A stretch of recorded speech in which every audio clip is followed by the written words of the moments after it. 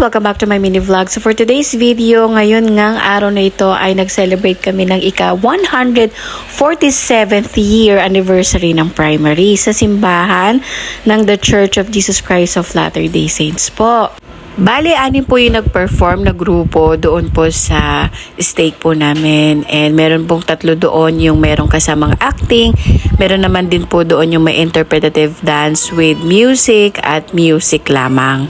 And after nga nung program, syempre nagkaroon din doon ng kainan. Tapos yung kapatid kong bunso, nagaya siya na mag-dinner kami dito sa Venice, dito sa food court sa SNR. Natapos nga ng mga bandang 4:30 yung program. Tapos syempre yun nga nagkainan pa kami. Tapos nakaalis na kami doon ng 5 at nakarating kami dito sa Venice ng 5:30. Malapit lamang kasi yung aming simbahan dito sa Venice. Kaya madali lang kami nakapunta at maganda rin at hindi traffic yung oras na yan. Pagkadating nga dito ay nag-order na kami agad doon sa SNR ng pizza, chicken at saka ng rice. Ngayon habang nag-iintay kami, grabe sobrang tagal. Inabot kami dito ng 1 oras mahigit na dumating yung aming order. Habang nag-iintay kami, ayan naglaro-laro na lang muna yung mga bata dito at in-enjoy na lang muna namin yung oras nandito kami habang naghihintay. At dahil ako na nga lang yung merong bulinggit dito, ayan, pinaglaro ko siya sa mga pinsan niyang atit kuya niya na 10 taon ang gap. Meron ding 9 at 7 years old na gap. O diba talagang yung bunso talaga ang aking anak.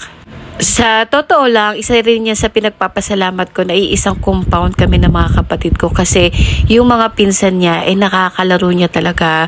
Marunong naman makihana itong anak ko at makipaglaro sa kanila. Pero ang problema ko lang or naging concern ko lang kapag mas bata sa kanya or kasing edad niya yung nagiging kalaro niya.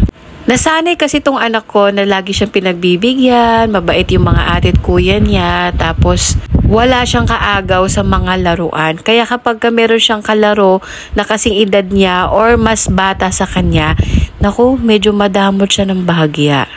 Pero kinokorek naman natin yan. At after 1 hour, ayan na nga, nakakain na kami. Dumating na yung aming pagkain.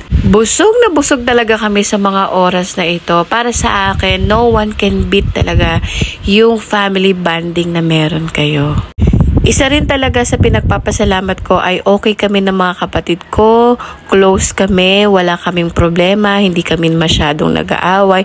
Nagkakatampuhan naman pero grabe, bihirang-bihira. Pagkatapos nga namin kumain, naglakad-lakad na nga kami at itong mga pamangkin ko gusto makita itong mga mascot dito. At dito nga sa unang bridge na napuntahan namin, isang mascot lang yung nakita namin dyan at medyo tumambay kami ng konti dito sa bridge.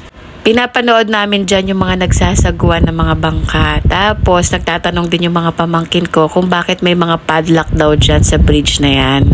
Tapos sabi ko kasi may mga ibang couples dyan, may mag-boyfriend at mag-girlfriend dyan na gusto nila, ilak nila yung pagmamahal nila dyan. Wow naman. Pagkatapos namin dyan tumambay, nanood ng mga nagsasagwa, nag-picture-picture, nagkwentuhan ng bahagya. Ayan, naglalakad na kami dito papunta sa parking kasi pauwi na kami.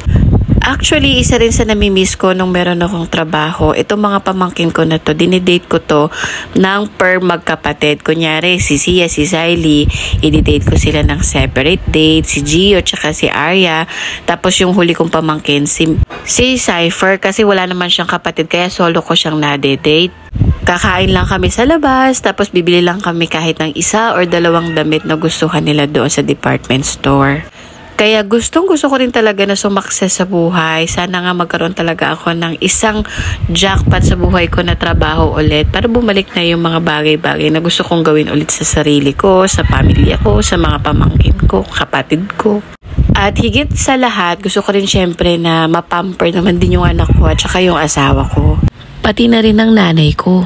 At ito na nga, last stop na namin to. Ang ganda kasi nung bridge na yan. May mga light siya. Tapos ang ganda lang, ang liwanag kasi. Kaya nagpicture din kami dyan. So, yan lamang for today's video. At ingat po kayo palagi. And I hope nagustuhan niyo yung mga videos ko at yung mga kwento ko po sa inyo.